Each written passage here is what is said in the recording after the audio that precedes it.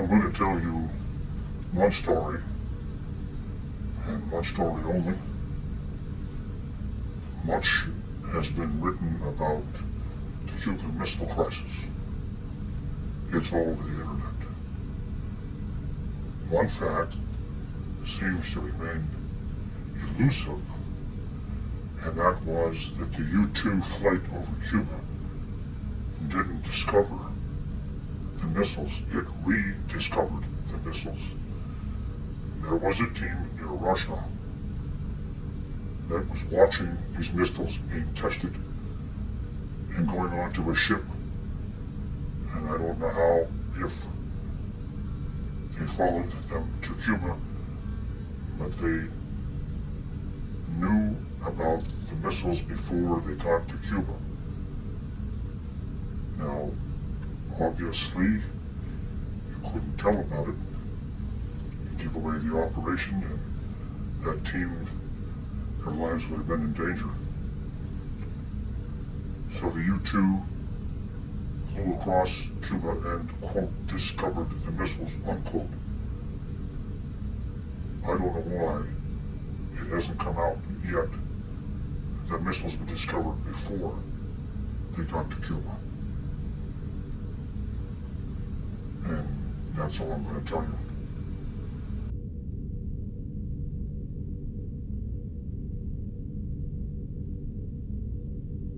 I arrived in Vietnam, and I was approached by a sergeant who said, "Would you like to make some extra money?"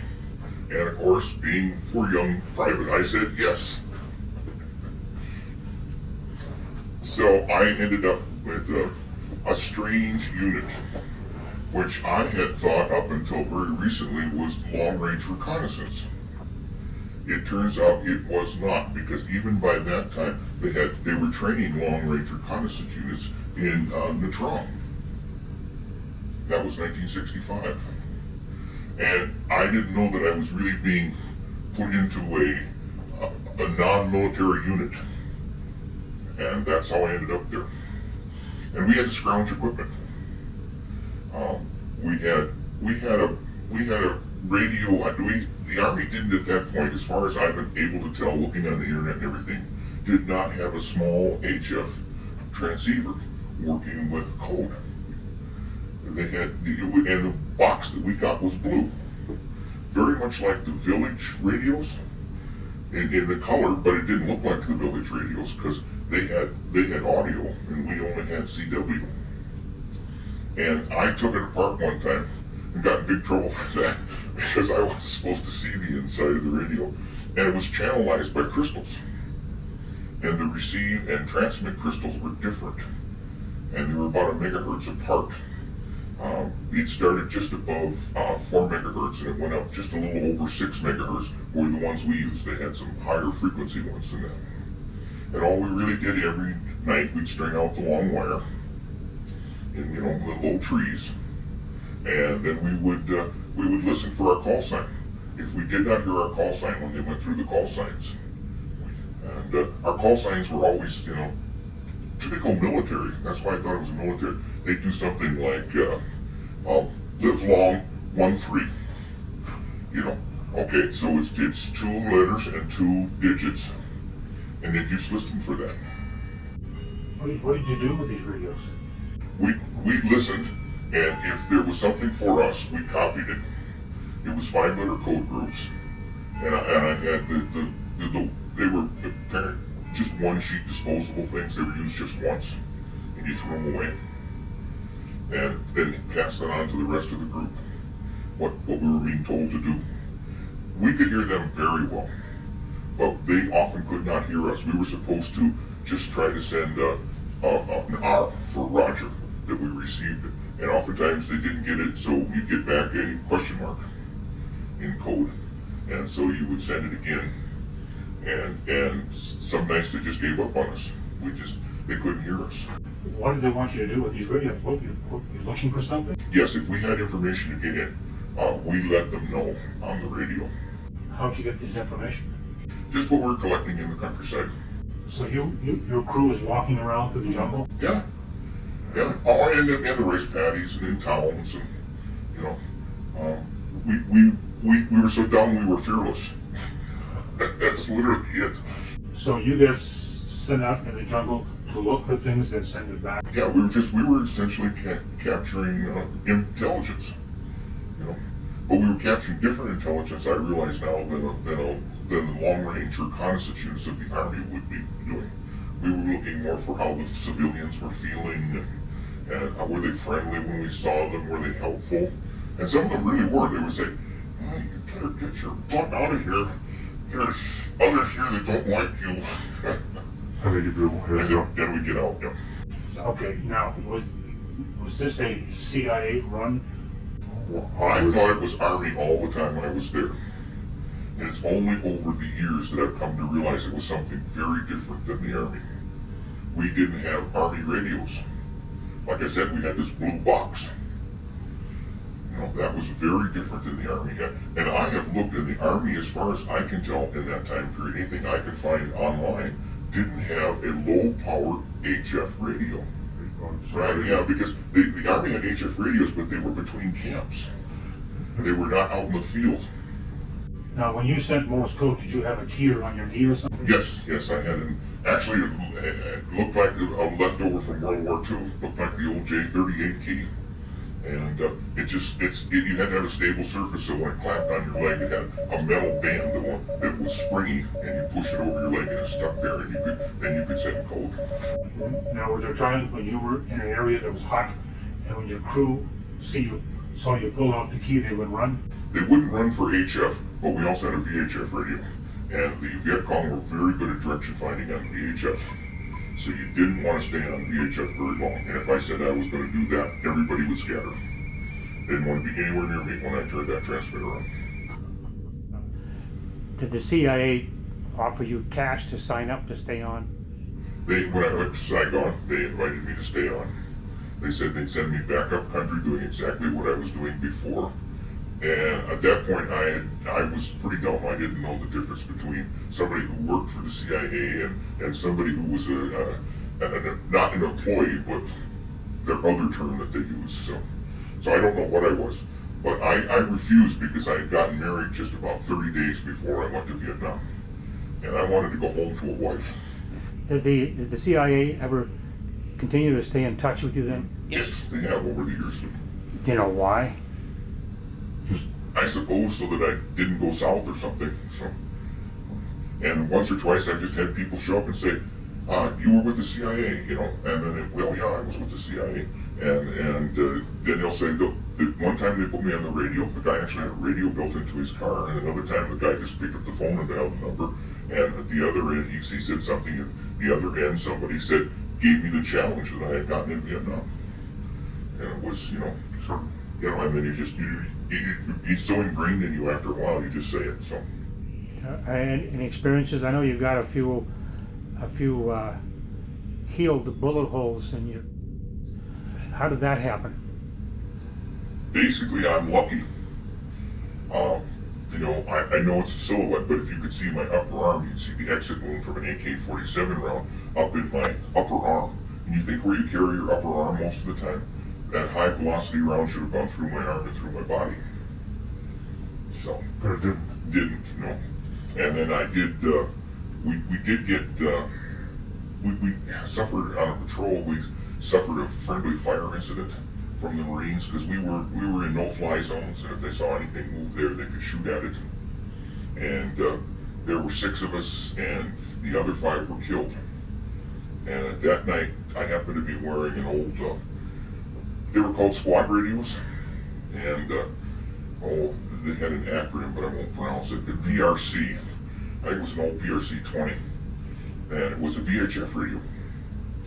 And we listened to that for activity in our area, and that acted as a flak jacket, because in Vietnam we didn't have flak jackets like World War I or World War II. We didn't, and so the radio acted as my flak jacket. So only sustained injury I had was some chunks of iron in my behind. Now, did anybody from the CIA out of Chicago or Washington ever come by through this area just to have a chat? Or several times I've had that happen, yeah. How did they get a hold of you? They show up at my front door and say hello and show me an ID, say hello and we know you were here and there. They give you enough information. I've never had anybody use the challenge except that one time from Vietnam. So You ran into a bunch of agency people at BSU. What was that about? well, it startled me one afternoon. I was still getting, I wanted to go to grad school and get an English degree. And I had to get they wouldn't let me in with my engineering degree, so I had to get an English degree. So I was going to BSU. And one afternoon, late in the afternoon, I went down and in the Hobson Student Union, they had a little coffee shop. In those days, it was still smoking and all. And I walked in and I recognized a half a dozen different people there. It's like, wait a minute, this is really strange. And I sat down and talked to them, and they were guys that they were CIA employees who had retired to this area. And they told me that they could retire here because this was off limits for any Eastern European people. This was a safe area, one of the safe areas designated in the United States. And many of them, one of the guys I can remember kept complaining about the Russian professor because he said, I speak Russian better than he does. Now, wasn't there one individual here who worked full-time for the agency? He kept saying he knew too much, and he got paranoid. Yep. And the only reason he talked to me is he had met me in Vietnam. Was he a full-time agency person? Yes, he was. He was full-time. Yeah. Full-time. He settled someplace in North. He settled, as far as I know, someplace up north of Bemidji. So, in a real remote area. And he would go, in the fall, he'd bring his stock food and stuff, and he wouldn't come out until spring. In fact, a couple of times his neighbors went over and bothered him in the middle of the winter. He told them to go away. I'm fine. I know how to take care of myself. And then he just up and disappeared. No, but I'm sure that if he got really nervous that they would cover for him and move him again or help him move. So, the one I know, besides Vietnam, he had heavy service in Eastern Europe. He talked about parachuting. They would drop them from a high altitude outside of the Kremlin or someplace, and they would fly in, using, parachutes, yeah. They would fly in and drop in because they couldn't be detected. But they were talking about altitude drops that I didn't even know we had cargo planes that could get that high. The CIA people, when they visit, are really good at what they're doing. They're obviously been trained. They're getting information from me without seeming like it's let's go have a hamburger or something, and they get to talking and they say, well, you remember Vietnam about this or what that, and it's like sometimes I don't, and I think that's just to make sure that I'm not lying. I don't remember anything like that ever happening. So they're real subtle in what they're doing, and I just think they're checking. They just keep checking.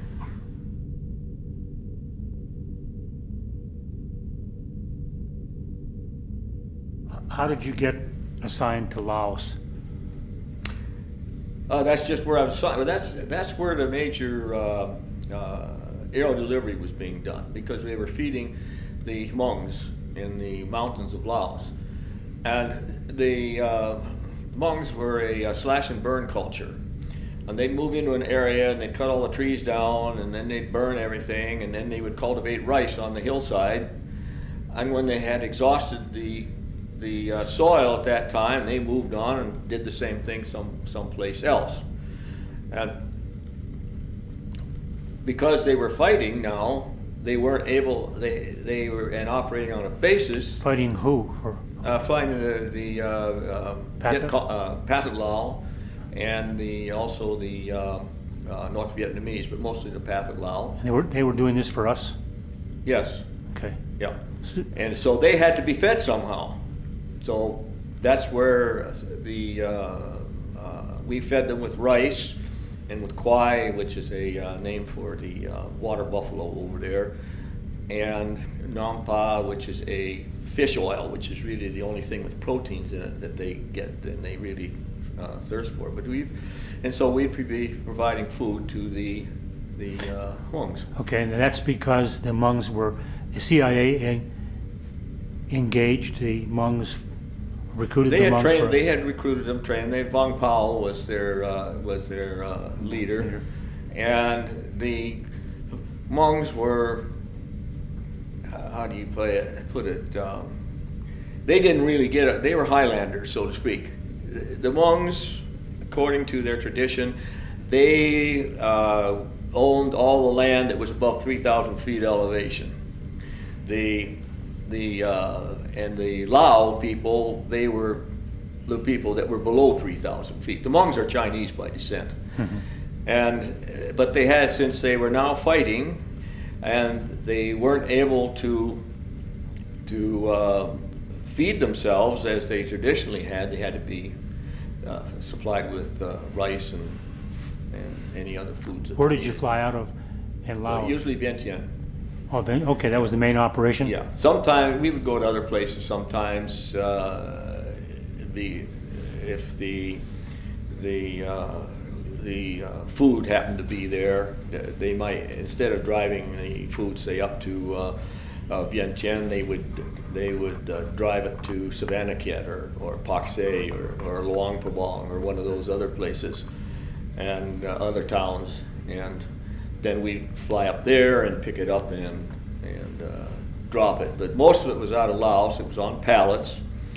The stuff that we had to drop out of Savannakhet and these other places, they didn't have pallets. So we had to manhandle it to the back of the airplane and stack it and throw it out. Air America was a proprietary and was part of what was called the Pacific Corporation. CIA purchased Air America. I think Whole CIA operation. set it up. Yeah, and then later they bought it out as a No. proprietary airlines. No, I don't believe so. My understanding is, and I could be wrong, but my understanding is that they were the ones that set it up originally so that they could bid on the USAID contracts in Laos and in Southeast Asia, and then have a cover for their drops of military material. They were done on this. They were done on the same. They were done on the with the same airplanes, not always out of the same bases. Now that's what they call hard rice, Yeah. soft rice. Hard rice is guns, ammunition, and that type of thing. Soft rice is what you eat. Yeah, Now, the planes you were on, then you were dropping both materials? on different trips, yes. But in the early days, we didn't. The hard rice came from out of Laos. And a lot of secrecy covered it as to where you launched, how you got in and out of Laos, decoys, tail planes, changing of tail numbers and on airplanes and various things like that, call signs, so that it would sound as if the plane had come out of Vientiane where actually it had come out of somewhere else. We flew a lot of reporters around. Anybody who, if somebody wanted to charter a flight, it had to be done with Continental Air Services. Was that owned by CIA too? No. Yeah. That was, I probably better not get into that. Okay. I agree. That's I don't mind telling you off camera that I'm not. Yeah. That's a really I know some of the guys twisted story. fly for it. What it amounts to is somebody wanted, a group of people that wanted to get in on the on contracts and make money in vietnam. Oh, wait a minute. Ted Shakti was the case officer for CIA in Vientiane. He was there. I thought he was there before '60. Yes, he was there when the Lima Site 85 got overrun. So that'd be before your time then. That'd be after. Well, before I was flying there, but it was. You came Site 85 was overrun after I left, or while I was working out of Vientiane. I was based in Vientiane for basically 3 years. I spent a half year in Vietnam. So I was in Laos for over 3 years. If you look back, hindsight, would you do it again? Oh yeah, wouldn't trade my experiences there for the world. It was exciting at times, but the big thing was the camaraderie, the comradeship with the other pilots. It was great bunch of people with whom to work. Now, there were some duds, and there were some guys that you wouldn't invite home because you wouldn't want to let them in your house, or. Yeah. But they were all out there. They were all doing their job and taking risks every day. And there was also a feeling that we were doing something constructive. It was good for the foreign policy of the country. We were doing a job that nobody else really wanted to do. We were doing a job actually that the military couldn't do. And this is not to knock the military, but there's a big difference between a civilian operation and a military operation. A military operation is generally geared to the lowest common denominator or close to it. That is, a military mission is normally planned so that the least competent has some sort of chance of surviving it. Or you just go ahead regardless and do it. With civilian, if you don't hack it, you're out. You're gone. They're not going to put up with you. And we were willing to work harder, faster than a civilian operation like that. We were being paid by the hours that we flew. So the more hours that we get in, the better, and we get in and we get that airplane loaded as fast as possible and get out of there and get back when we were done as fast as possible. It was, and there was a flexibility in our operations that the military doesn't have. What is the Plain of Jars? Plain de Jars is a big open area up in the middle of Laos. It's called the Plain de Jars because there's a lot of funeral jars. Big jar. People in Southeast Asia, well, not so much in Vietnam. They're buried in vertical hole. But in Thailand and Laos, the body is put in a large jar in the fetal position, and that becomes their Gravesite. tomb. Yeah. Okay. And there were a lot of these on the Plain de Jars up there. How many miles across and wide? Any idea? Oh, boy, I couldn't tell you now. It must be. I can picture it in my mind. 20 miles or so. 20, 30 Okay. miles. No, it's not 100 miles then. Huh? It's not 100 miles. No. Okay, say 20 miles. 20, 30 miles, I would guess. Okay. I have to get out a chart to check it. What So why was that being protected? Well, because that comes Zinquang. There's a town at the east end, Zinquang, and that was west of 85. That was west of 36. That was, in other words, the Vietnamese and the Pathet Lao were slowly advancing from Bon Bon and Site 85 and Site 36, and working their way across Laos, and they wanted to stop them. Wow. Did you ever land on the Plain of Jars at all? Oh yeah. Okay. Yeah, there was a strip there. Oh yeah, and we used to pick up refugees there too. Picked up a 123. How many people do you think you can get on a 123? Pack them in. I assume the jars are the jars. This is on the west end of the Plain de Jars, and these refugees have been pushed out by the PL and the Pathet Lao and the North Vietnamese, and so we had to get them out of there, and it was mayhem. We'd land, we'd put down the ramp, and the people would flood on. And what we did was we took straps, retaining straps, these canvas straps, nylon straps that you crank up, and every 3 or 4 feet across the 123, we ran those straps. We did, and the seats were just put up against the side, and these people just flooded in there. And they're not large people, you have to realize that, but they were women and kids.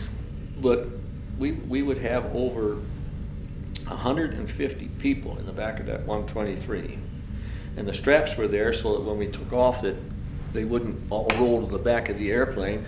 People were literally throwing babies into the back of the young children into the back of the airplane, and with the idea that a friend or a relative or somebody would take care of them until the next load could get down there, because they didn't know whether they'd make it back or not. Just because the path of law was after them? Yeah, they were on the edge of the plains, and these people were trying to get out of there.